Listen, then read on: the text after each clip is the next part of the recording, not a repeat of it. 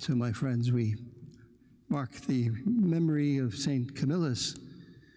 St. Camillus was not exactly perhaps the best type of saint, perhaps because he was not known for his piety, but rather he found purpose when he signed up with the Venetian army to fight the Turks. But he suffered a very painful wound and was sent to a hospital in Rome, where he worked as a servant while undergoing his own treatment. When discharged from the hospital, he lost everything he ever had to gambling.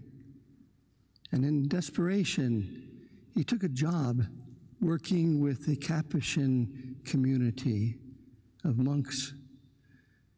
The example of the friars awakened within Camillus a dormant thirst for God, such that he grew to vow his own life, dedicating himself in a religious discipline to the care of the sick.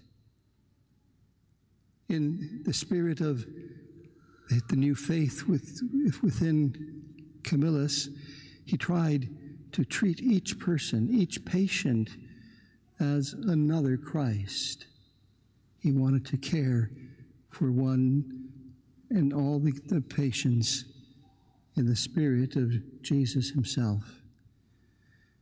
After being ordained a priest, he received permission to found a community of ministers to the sick. Having learned both to suffer and to provide help, he was named the patron of nurses and their patients. My friends, as you heard in today's gospel, Jesus identifies himself for us. Lovingly, he says, "I am meek and humble of heart." Only a humble person would call themselves humble, as Jesus does. Humble of heart. Jesus' human heart beats in the life of a divine person, bows to our weakness, our work, our burden, to give us rest. That's what Jesus is voluntarily suggesting or inviting. He wants to help us. He wants to carry our burden, how we need to complete our work. He wants to give us rest. That's where his heart is, helping us. The psalm this morning tells us that the Lord looks down on us to hear us, to even hear our groaning, perhaps. Many think us that so often we feel weighed down in our life. But Jesus is inviting to help carry our burdens, help with the strength that he has so that we might be able to accomplish what it is that we want to do.